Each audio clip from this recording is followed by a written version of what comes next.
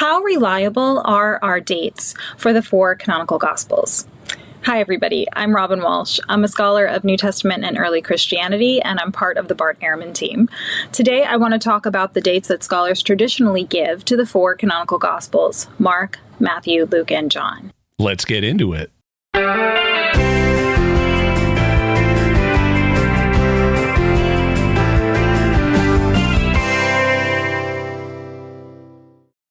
Howdy, folks. You can help me keep making this podcast and get early access to new episodes by going to patreon.com/Jimmy Akin Podcast. Recently, Bart Ehrman published a video on his YouTube channel featuring Dr. Robyn Walsh called How Reliable Are the Dates for the Gospels? As Robyn says, she's part of the Bart Ehrman Team. Now, in scholarly circles, people have their own opinions, so I can't say that Robyn Walsh's opinions are the same as Bart Ehrman's. As a scholar, her opinions are her own, so I wouldn't assume that they're the same as Bart's. In fact, in the 5th edition of his book, A Brief Introduction to the New Testament, Bart gives somewhat different dates than Robyn does for the Gospels. In that work, Bart says that most scholars have concluded that Mark was written around 70. Elsewhere, he says between 66 and 70, or soon after. He says that Matthew was written around 80 to 85 AD, that Luke was written around 80 to 85 also, and that John was written around 90 to 95. Now, since he's writing an introduction, which is meant to be a basic summary work, Bart may here be summarizing what he takes scholarly opinion to be, so these may not be the dates he'd choose if you asked him. The dates that Bart gives are a little different than those you'll hear Robyn give, so just be aware that scholars have different opinions. Still, Robyn is part of the Bart Ehrman Team, so she's speaking from a fundamentally similar point of view. In the video, Robyn first presents what she takes to be the dates traditionally assigned by scholars to the four Gospels, and then she presents her own assessment. What she proposes are not actually the traditional dates. They are dates that are common among scholars today, and they only became common in the 20th century. Now, scholars propose different dates for when the Gospels are written. In the mid to late 20th century, many proposed dates between the AD 70s and the AD 90s. Some, typically more liberal scholars, would extend that into the early 2nd century, while others would argue that they were written earlier, including options for all four Gospels being written before AD 70. And while the latest proposed dates tend to be favored by liberal scholars, the difference of opinion regarding dates does not divide neatly among liberal and conservative scholars, along party lines as it were. For example, many conservative scholars accept the dates from the 70s to the 90s, while some liberal scholars accept the pre-AD 70 dates. Thus, the liberal German scholar Adolf von Harnack dated the three synoptic Gospels to before AD 70, and the liberal Anglican scholar John A.T. Robinson dated all four of them to before AD 70. Personally, I agree with the early date school, and that's not because I assume that two of the Gospels, Matthew and John, were written by apostles. It's based on other evidence. It wouldn't bother me if the Gospels did have the later dates. I just don't think the evidence points in that direction. In her video, after Robyn surveys what she takes to be scholarly opinion on the dates of the Gospels, she gives her own opinion. She's not very specific about what this opinion is, but it seems that she would be inclined to date the Gospels, especially Matthew, Luke, and John, even later. Her video is titled, How Reliable Are the Dates for the Gospels? And it's a short video, but even still, you'd think that she'd devote more space to the question of how reliable the proposed dates are than she actually does. What I want to do in this video is not to argue for my own preferred dates for the Gospels. That's something I can do in future episodes, but to respond to the arguments that Robyn presents and see how well they hold up. First, though, I want to share with you a secret about the dates you'll see proposed for the Gospels. You tend to find these dates in two types of resources most commonly: commentaries and introductions to the New Testament. But when you read what commentaries have to say about the dates of the work that they're commenting on, you often find that the treatment is extremely short. It may name a handful of factors supporting the date that the author ends up proposing, but it doesn't go into depth. The section on the date, if there even is a section on the date, is often just a few paragraphs long, and it largely summarizes arguments proposed by others. What this shows us is that most of the commentators are not experts in biblical chronology and have not done thorough studies on the dating of the book. I mean, after all, if you're reading a commentary on the Gospel of Matthew, what you're here to read is a commentary on what the text of Matthew means. And so that's what the author is really interested in. He wants to get into the text of Matthew and start explaining it. Precisely when Matthew wrote is a secondary question for him, and so most commentary authors haven't studied the dates in depth. Introductions, in turn, tend to summarize what commentaries say. Most of the scholars, therefore, don't really do a careful study of the issue of dating and tend to repeat what they were taught in school or what they've heard other authors say. But I have done such a study. I'm a biblical chronology geek, and so I've not only read the commentaries and introductions, I've also read multiple specialist works devoted specifically to the chronology of the New Testament and the dating of its documents. So I was interested to see what Robyn would have to say. So Mark is usually considered the earliest. Let's start with him. And he's dated to around 70 CE. The reason that date is important is because it is when the temple in Jerusalem falls during what is traditionally referred to as the Jewish War or the First Jewish Revolt, which took place between about 66 and 73. In 70, and we have this attested in many sources, the temple in Jerusalem was sacked by the Romans. The reason that that date becomes important for Mark is that in Mark 13, there is a description of Jesus predicting the fall of the temple. And so scholars have concluded that that description in Mark 13 suggests that whoever the author of Mark was had some knowledge of that temple's destruction. Here, Robyn says that Mark was written around 70. Later, she'll make it clear that she thinks Mark was written no earlier than 70. And in this, she's varying from what many scholars think. Many hold that it's possible that Mark was written shortly before 70, and one of the reasons for that is Mark's description of the temple's destruction is not very detailed. Mark has Jesus mentioning that the stones of the temple would be dismantled. He records Jesus saying, "Do you see these great buildings? There will not be left here one stone upon another that will not be thrown down." But Mark doesn't mention the dramatic fact that before the temple was torn down, the Romans burned it, which is the kind of dramatic thing that you might expect to be written in accounts of the temple's destruction that were composed after the fact. The burning of the temple is very definitely mentioned in other ancient sources, and the fact that it's not mentioned in Mark has been proposed as a sign that Mark was written before 70. Skeptical scholars have proposed that maybe the Jewish war against the Romans was going badly, and so the destruction of the temple could be foreseen when Mark was written, but he didn't know that it would be burned. But there's a problem with this argument as well, which we'll get to in a bit. Mark, we think, was used by Matthew and Luke as source material, and his gospel tends to be a little bit shorter. The sentences are shorter, the structure is shorter. He doesn't go into a great deal of detail in the way that Matthew and Luke do, especially Luke. And Matthew also goes to great pains to really explain Jesus' teachings. Mark is happy for you to be a little bit confused. It's true that most scholars agree that Mark was one of the sources used by Matthew and Luke, and I agree with that. In fact, I'd be even more definite about the fact than Robyn was.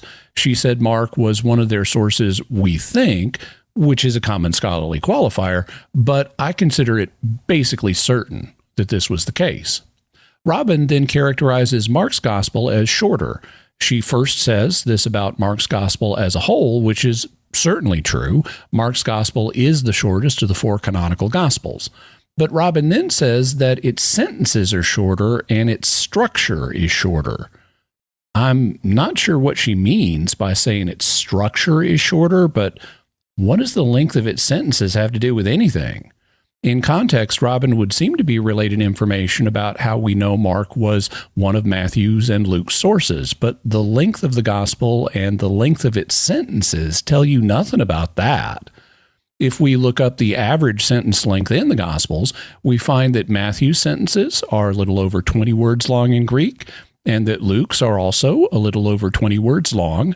By contrast, Mark's sentences are a little over 19 words long, and that's not enough of a difference to draw any firm conclusions from. In fact, surely sentence length is a matter of an author's style of writing, and it's something that happens on a purely subconscious level. It's not like authors decide how many words will be in their average sentence. And it's certainly not the case that sentence length tells you anything about what order books were written in. I mean, it's not like early biographies of Abraham Lincoln had shorter sentences than modern biographies of Abraham Lincoln. It's just a matter of an author's style. If sentence length did tell you what order books were written in, then it would turn out that John was the earliest of the four Gospels because his sentences are only about 18 and a half words long, while Mark's are over 19 and Matthew and Luke's are over 20. So if sentence length had anything to do with dating, that would mean that John was earlier than Mark. But as you'll hear, Robyn certainly doesn't believe that John was the first gospel written. It appears that Robyn is just stating irrelevant facts about Mark that have nothing to do with when it was written or how we know it was used as a source by Matthew and Luke. She then says, so that truncated style, along with Mark 13 and the references to that war, scholars will put Mark right at the fall of the temple. So Robyn cites two reasons scholars propose a date of 70 for Mark. First, his truncated style, and second, the material in Mark 13 about the destruction of the temple. Again, she's ignoring those scholars who put Mark earlier than 70, even by just a few years. But what can we say about the two facts that she's named? It appears that Robyn does not have a good grasp on the arguments regarding Mark's date. She hadn't done anything to show us that Mark has a truncated style compared to Matthew and Luke. His sentences are ever so slightly shorter, but sentence length does not determine style. You have to look at whole pericopes or sections of a gospel to get a sense of an author's style, and here's where the truth is actually the reverse of what Robyn seems to suggest. Mark has a more expansive style in covering the events that he includes. You can see this even in English translation if you simply use a gospel synopsis that presents the text from Matthew, Mark, Luke, and John in parallel columns, like Kurt Allen's famous synopsis of the four Gospels. The way a synopsis works is that it takes the same stories that appear in multiple Gospels and presents them in parallel columns. So if a story appears in Matthew, Mark, and Luke, it'll appear in 3 columns, and if the story appears in all 4 Gospels, it'll have 4 columns. Typically, Matthew's column will be on the left, Mark's will be right next to it, Luke's will be next to Mark's, and then John will be on the right. So all you have to do is compare the Matthew column and the Mark column to see who's longer. When you do that, Mark is normally the longer one. We see that in Mark's account of the cleansing of the leper, that Mark's column is longer. We see the same thing in the healing of Peter's mother-in-law, where once again, Mark's account is longer.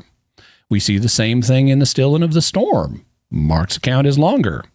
The same thing is true in the Gadarene or Gerasene demoniac. That's also longer in Mark.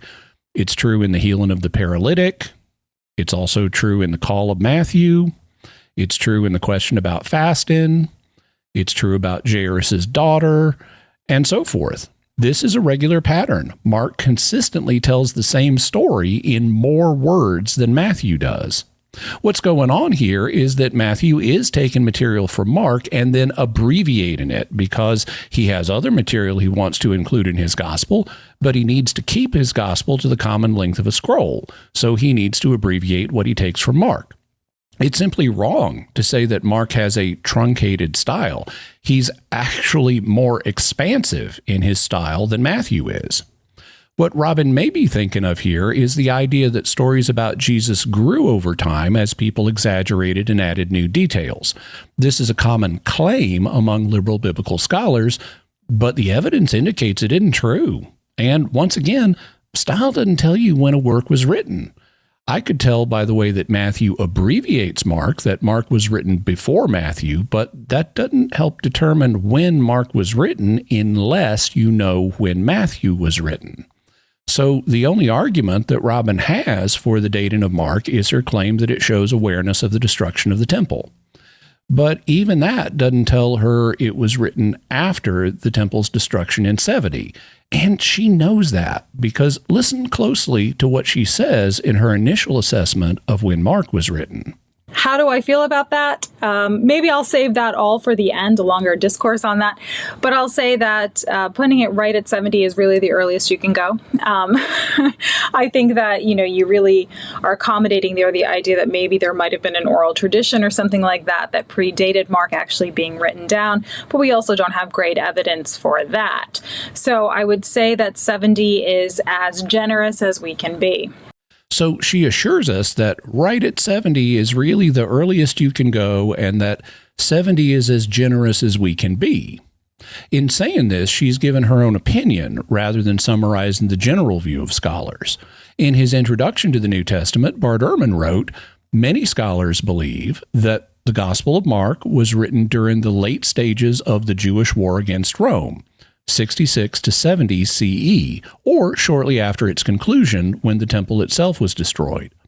So Ehrman acknowledges that, in his words, many scholars hold that Mark was written in the period between 66 and 70, or shortly thereafter. They are thus not close to the idea of it being written before 70. But Robyn's opinion is, putting it right at 70 is really the earliest you can go. 70 is as generous as we can be.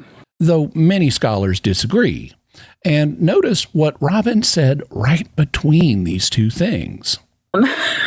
I think that, you really are accommodating there the idea that maybe there might have been an oral tradition or something like that predated Mark actually being written down, but we also don't have great evidence for that. So Robyn acknowledges, as many scholars have proposed, that the prediction of the temple's destruction in Mark 13 may be based on an earlier oral tradition.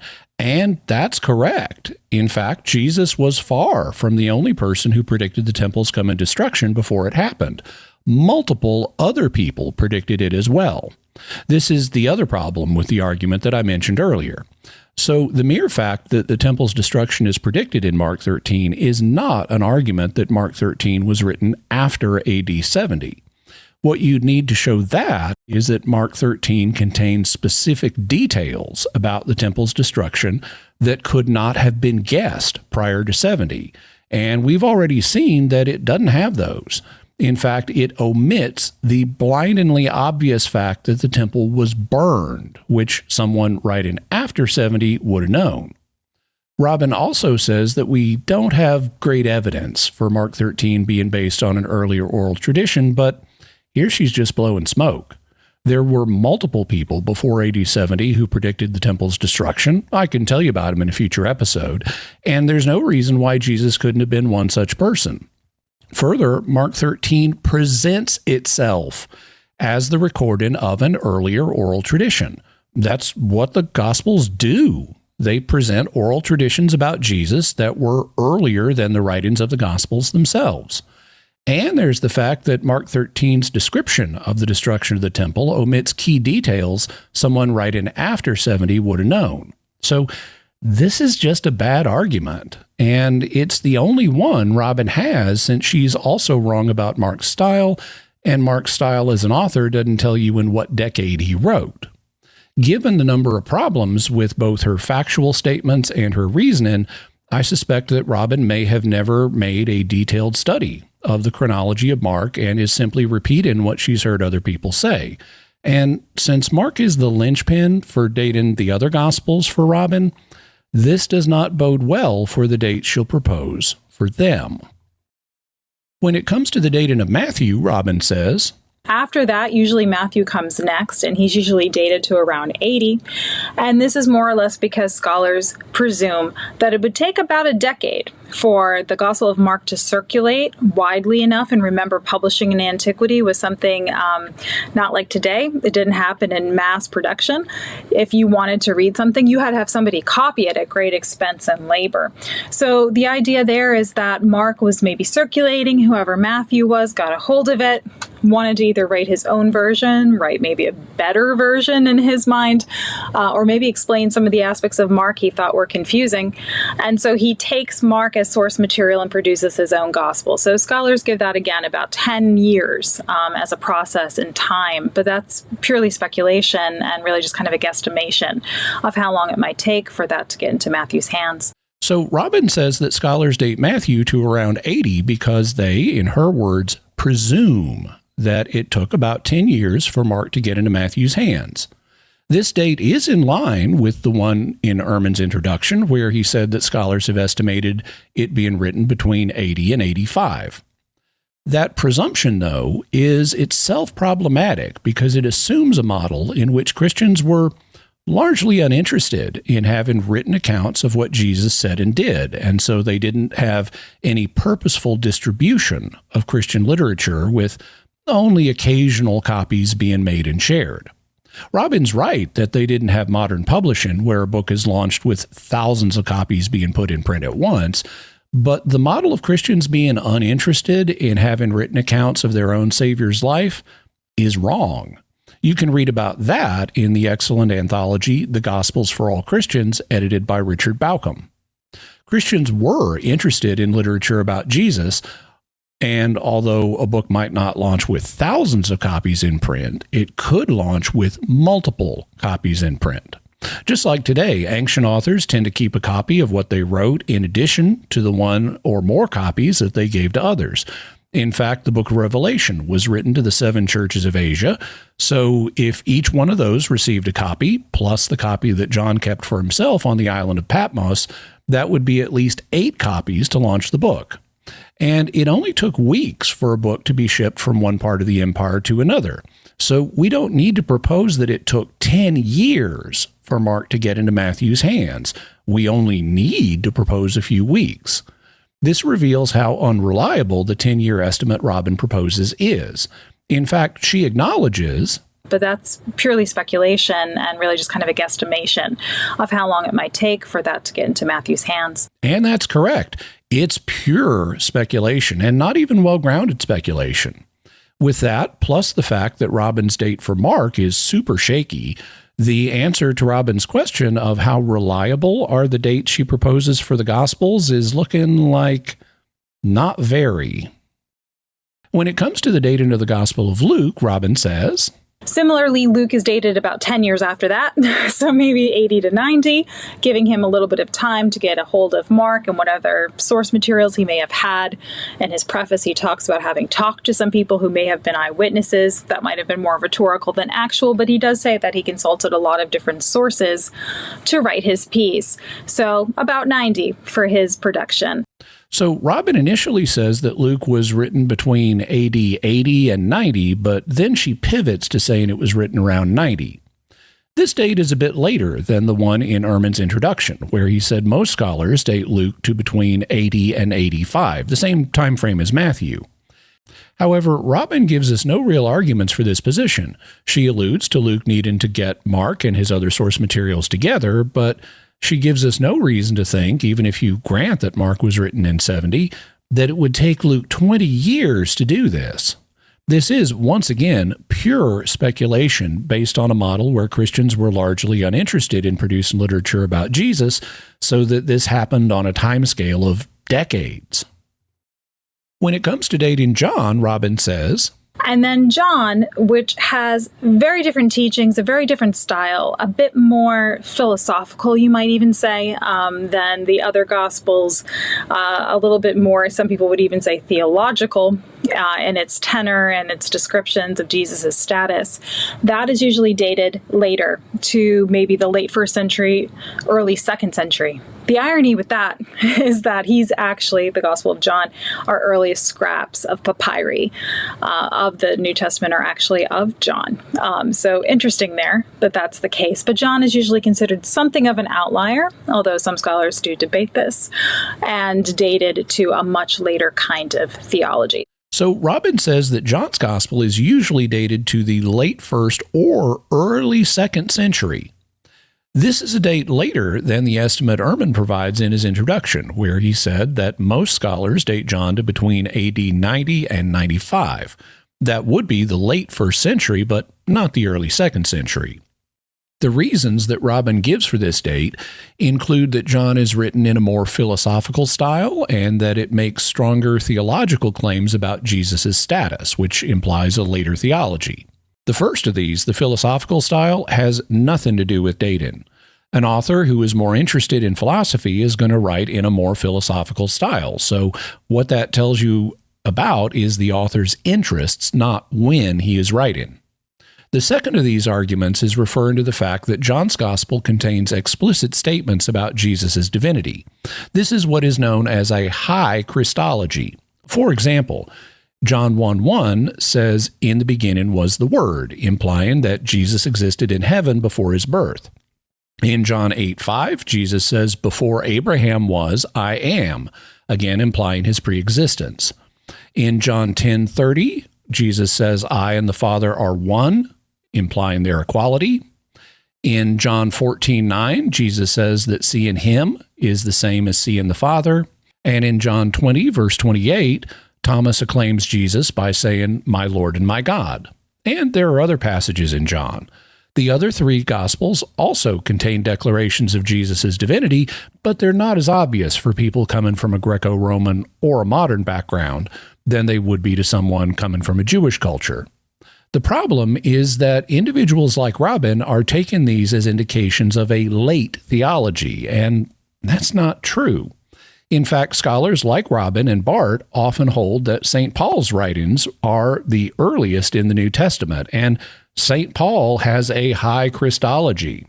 In fact, Bart Ehrman acknowledges that. On his blog, he has a post titled "Paul's Incredibly High Christology." For example, just like John, Paul teaches that Jesus existed in heaven before his birth. In Philippians, written around AD 60, Paul says that though Christ Jesus was in the form of God, he did not count equality with God a thing to be grasped, but emptied himself by taking the form of a servant, being born in the likeness of men. And being found in human form, he humbled himself by becoming obedient to the point of death. Even earlier, around AD 50, Paul wrote in Galatians that when the fullness of time had come, God sent forth his Son, born of woman, born under the law. Bart points out that since every human is born of a woman, you don't need to mention that fact unless there's something more going on here. So Bart proposes that Paul is implying that Jesus was something more than human, that he was a pre-existent heavenly person. Bart also notes that in Romans, which Paul wrote around AD 55, Paul directly calls Jesus God, saying, "To the Jewish people belong the patriarchs, and from their race, according to the flesh, is the Christ, who is God over all."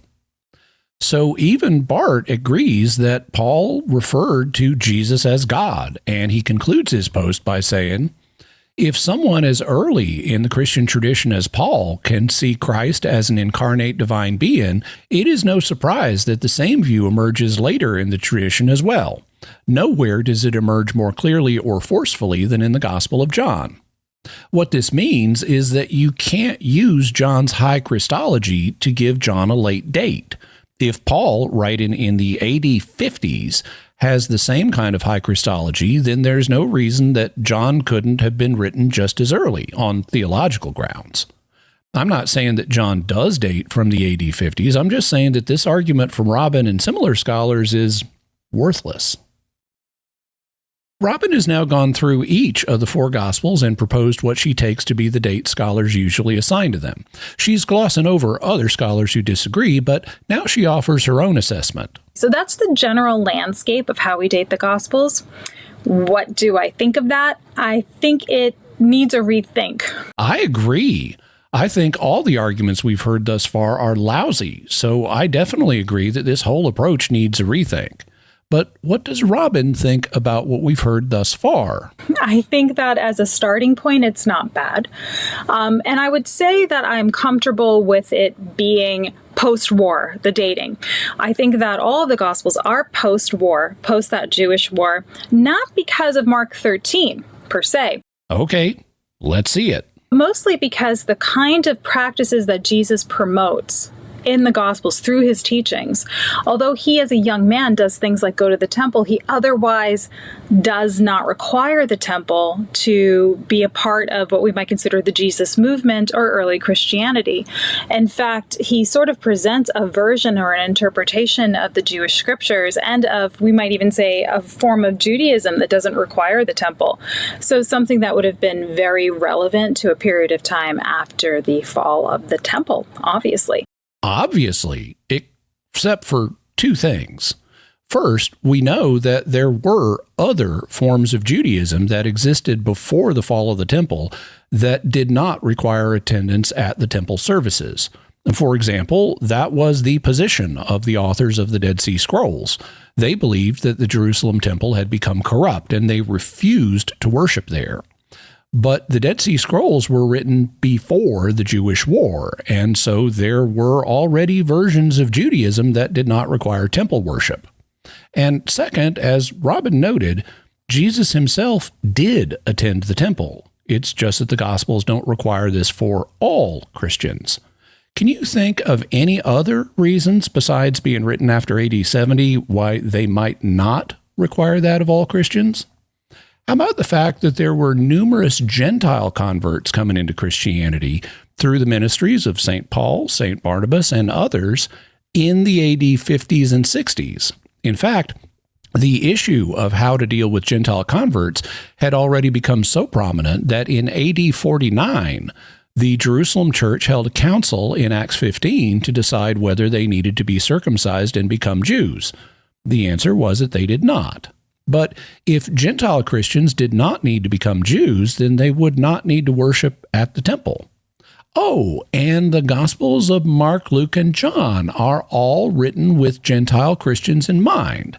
So it's no surprise that they wouldn't stress the need to worship at the temple, regardless of whether they were written before or after AD 70.